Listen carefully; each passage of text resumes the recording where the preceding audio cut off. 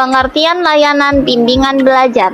Bimbingan belajar merupakan seperangkat usaha bantuan kepada peserta didik agar dapat membuat pilihan, mengadakan penyesuaian, dan memecahkan masalah-masalah pendidikan dan pengajaran atau belajar yang dihadapinya.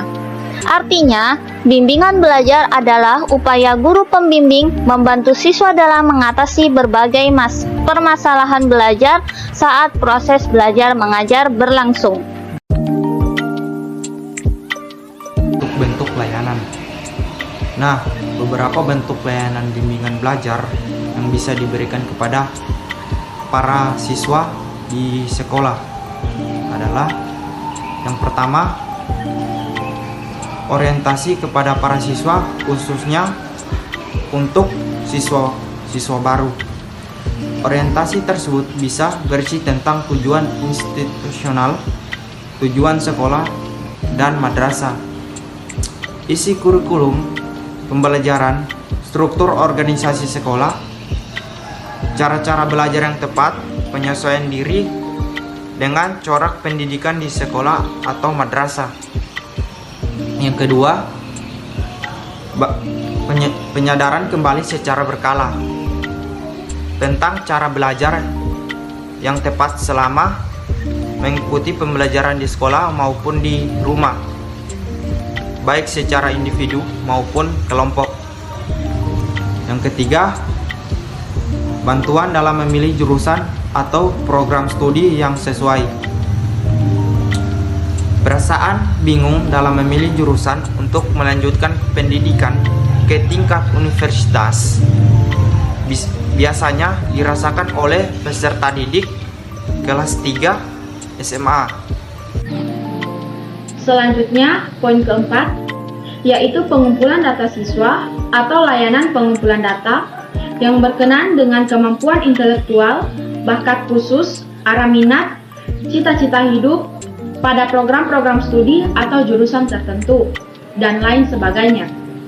Yang kelima, bantuan dalam mengatasi kesulitan-kesulitan belajar, seperti kurang mampu menyusun dan menaati jadwal di rumah, kurang siap menghadapi ulangan atau ujian, kurang dapat berkonsentrasi, kurang menguasai cara belajar yang tepat di berbagai mata pelajaran, menghadapi keadaan di rumah yang mempersulit cara belajar secara rutin, dan lain sebagainya.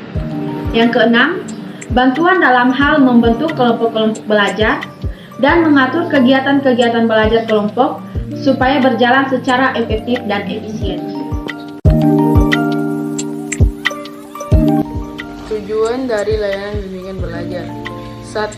Agar siswa memiliki sikap dan kebiasaan belajar yang positif. Contohnya seperti kebiasaan membaca buku, disiplin dalam belajar, mempunyai perhatian terhadap semua pelajaran, dan aktif mengikuti semua kegiatan belajar yang diprogramkan. Yang kedua, memiliki motif yang tinggi untuk belajar sepanjang hayat. Yang ketiga, memiliki keterampilan atau teknik belajar yang efektif. Contohnya seperti membaca buku, menggunakan kamus, mencatat pelajaran, dan mempersiapkan diri untuk menghadapi ujian. Yang keempat, memiliki keterampilan menetapkan tujuan dan perencanaan pendidikan. Jadi teknik dalam layanan bimbingan belajar terbagi menjadi dua, yaitu teknik individual dan teknik kelompok. Suasana dalam bimbingan itu dipengaruhi oleh pihak mana yang lebih dulu memulai proses bimbingan. Oleh karena itu, suasananya dapat dibedakan menjadi tiga. Pertama, eclectic counseling. Teknik ini merupakan teknik yang paling luas atau yang lebih luas daripada teknik-teknik lainnya, di mana fokus dari teknik ini tidak terletak pada pembimbing ataupun peserta didik, tapi fokusnya itu tertuju kepada permasalahan yang harus ditangani secara luas.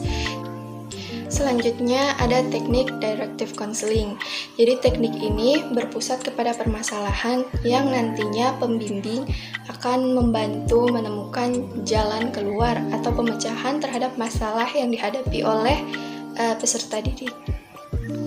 Dan yang terakhir ada teknik non-directive counseling. Dalam layanan ini tidak berfokus kepada pembimbing. Jadi proses bimbingan itu bukan berasal dari inisiatif pembimbing, melainkan anak sendiri akan menentukan apakah dia membutuhkan bantuan dari orang lain atau tidak. Selanjutnya, teknik kelompok. Yang pertama ada kegiatan homeroom. Jadi homeroom ini merupakan kegiatan bimbingan yang dilakukan bersama guru dan siswa di dalam kelas tetapi di luar jam pelajaran.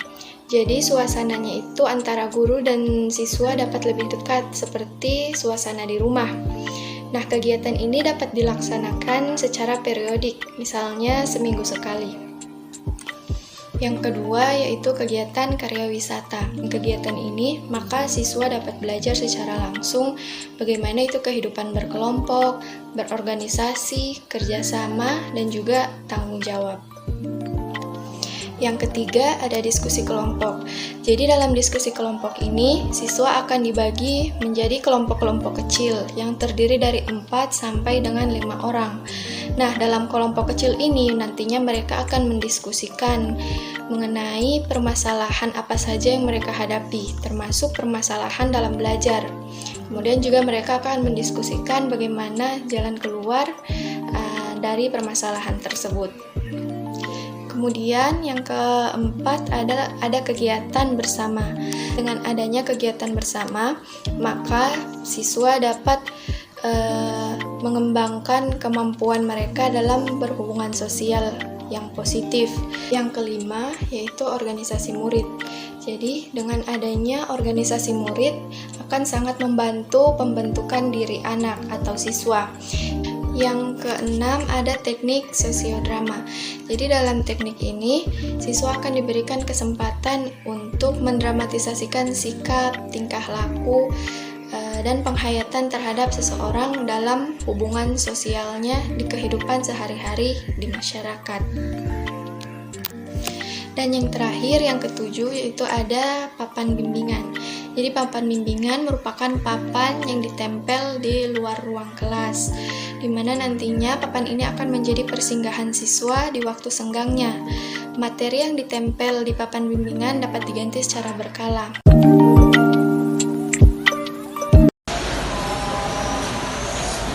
Assalamualaikum warahmatullahi wabarakatuh. Selamat siang. Waalaikumsalam warahmatullahi wabarakatuh. Selamat siang.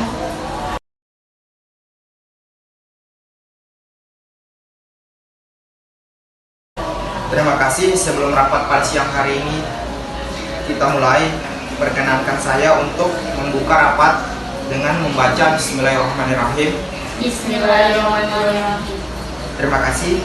Semoga rapat pada siang hari ini dapat berjalan dengan lancar dengan hasil yang sesuai apa yang diharapkan. Amin.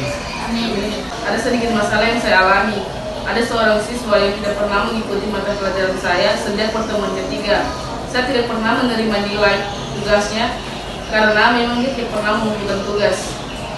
Saya juga ada murid yang seperti itu, Bu. Sangat jarang mengikuti pertemuan di Zoom.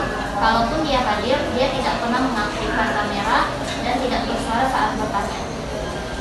Apakah siswa yang ibu maksud adalah Rizka Taduga itu? Nah, ini benar. Sepertinya anak ini bermasalah di mata pelajaran kita ya, Bu. Bukan hanya di mata pelajaran saya. Baik, untuk masalah ini biar nanti saya bicarakan bersama guru BK. Saya akan meminta beliau untuk mengadakan layanan belajar dan menemukan solusi atas masalah siswa tersebut. Baik, Pak. Terima kasih.